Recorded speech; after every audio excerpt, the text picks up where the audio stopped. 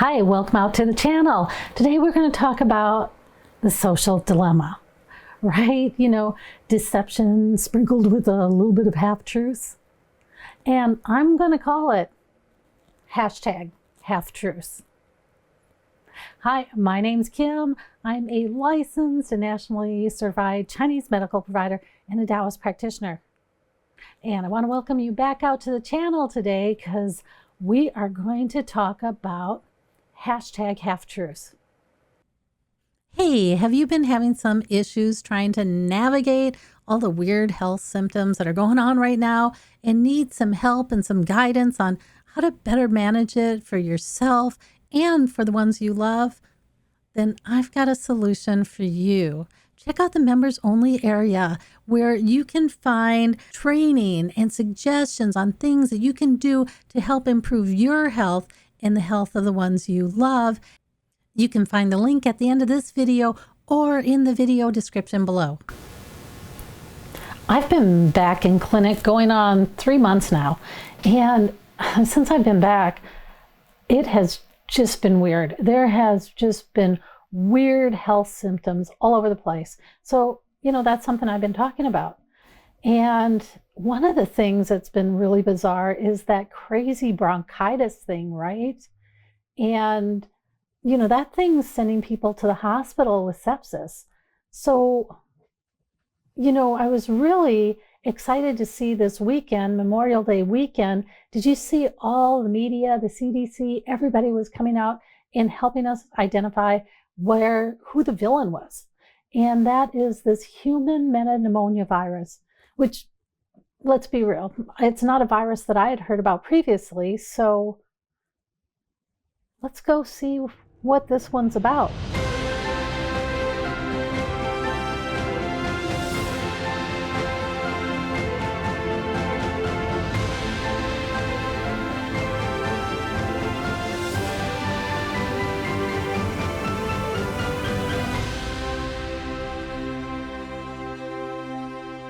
Welcome to Nightly News Half-Truths, where we spend time examining the social dilemma. Top story tonight, the CDC and most major media outlets spent Memorial Day weekend suggesting the human metapneumonia is the leading cause of all major respiratory diseases being experienced today. The Today Show reported, fortunately, hMPV is not a new pathogen. It's a pretty common respiratory virus in the United States.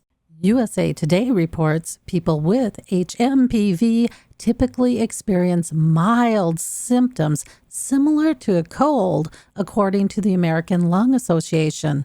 Symptoms last about 2 to 5 days and usually resolve on their own in healthy individuals. CNN reports that cases of human metapneumonia or hMPV for short, spiked this spring.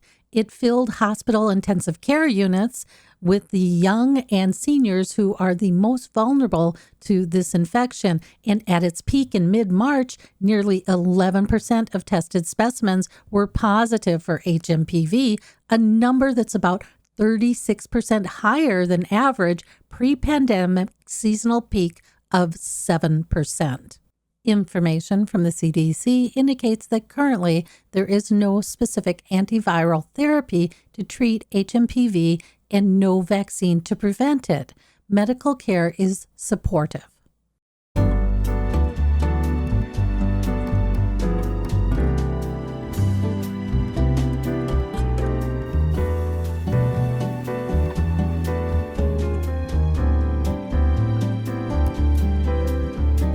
Oh, you're back. Well, I feel so much better. There you have it, this edition of the Nightly News Half-Truths.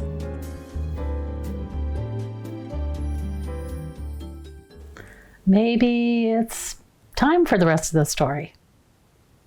I'm going to focus on early studies. So this virus, it was found in 2001.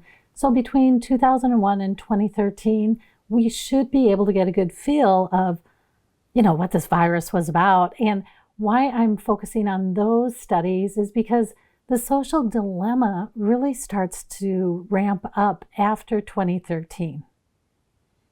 Let's get to know this virus just a little bit more. So this research report, it was done in 2004. And if we go to the epidemiology section of the report, it was initially identified in 2001, but when they went back and looked at blood samples, they found that this virus has actually been active in the human population since at least 1958. So definitely not new. It's been around for a long time. Initial infection usually happens under 5 years old based on current research. At this time, it was between 5 to 10 years old. They also found in the study that there can be acute respiratory tract infections in adults and elderly, especially immune compromised. And some of these adults tested positive for an hMPV infection. And here's the other interesting point. They tested the adult population in New York who were symptomatic with an acute respiratory tract infection. So a respiratory tract infection of recent onset.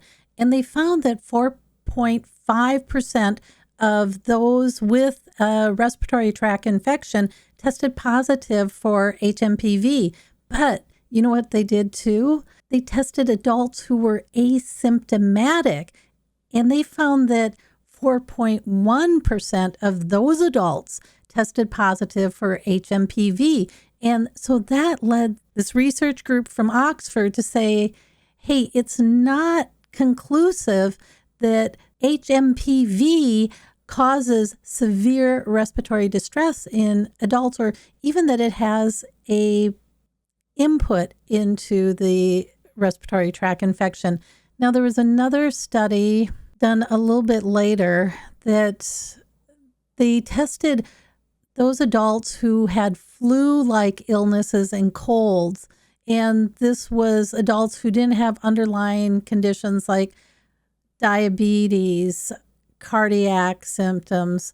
And they found that hMPV was found in 2.2% of the nasal swabs. So in healthy adults, only 2.2% of the nasal swabs tested positive. And why I bring this up is because this is a disease of predominantly kids, young kids, under 5, and older adults over 65. And when it comes to adults, they believe that hMPV will show up with a secondary infection. It would be unusual for it to show up by itself. And so that secondary infection would usually be the flu. What else do we know about hMPV? Well, we know that most hospitalizations happen in children under 5 years old. You can get hospitalizations in those over 65, but they're going to have multiple health issues. So they're going to already be immune compromised. And then the other thing that's important to realize is the course on this is 2 to 5 days. All of that leaves me with a few questions. So I'm just going to share my questions with you. I'm sure you have questions too. And so, these are just my questions. And I'm just kind of curious because there's not an answer for them right now. Or at least I can't find an answer for them right now. And my first question is, this is hMPV. It primarily impacts children under 5 and then some adults over 65. Why does it seem that it's primarily affecting healthy adults between 25 and 65 years old? That's very different than what all the research says that hMPV does. And then the other thing is, all my clients that have gone in and gotten tested, they did not test for anything. They didn't test for COVID, flu, RSV, strep, pneumonia. They didn't test for any of that. And I think that's really bizarre because in adults, hMPV is supposed to show up as a co-infection. It doesn't show up by itself. So why is it that these adults, they're not testing for a co-infection? And what about they're being prescribed antibiotics? That seems to be a really consistent prescription right now. And they're reporting feeling better after taking antibiotics, because if this is a virus, they shouldn't be feeling better. And because antibiotics don't work on viruses, they work on bacteria. Okay, why, here's another question, why is there this sudden spike in hMPV infections? 36% spike in those that are tested. So that those that already have an acute respiratory tract infection and go in and get tested for hMPV, 36% spike. Why is there such an increase in the amount of hMPV in the environment right now? Or is it more contagious? Or, what's going on with that? And then here's what has me really confused, because there's a couple people who are saying, that I was reading, they were saying, well, it was the social distancing and the quarantine. Well, okay, but this is our second year out. So if that was a true statement, I mean, the whole concept of an impaired immune system is that it would be impaired when you initially come out of quarantine, because you haven't been exposed to all these viruses. Being that you've been circulating around for over a year now, your immune system should have stepped up and should be improving. And yet, compared to last year, it's much worse. So, either our hypothesis on quarantine and its impact on the immune system is wrong, or something else is going on. And then what about hMPV being such a mild infection in most adults? And yet, 2 to 5 days. And yet what I'm seeing in this adult range of 25 to 65 is it's lasting like 2.5 to 3 months. Why is it so much more severe right now, especially in adults who are not severely immune compromised? And then my last one is that whole sepsis thing. I did that episode on sepsis last week. Those people went in because of these bronchial infections. They were having problems breathing, and that's why they went in and they tested for sepsis.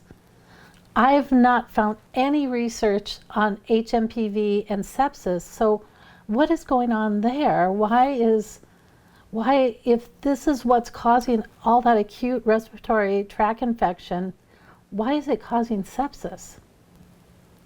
Okay, so those are my questions.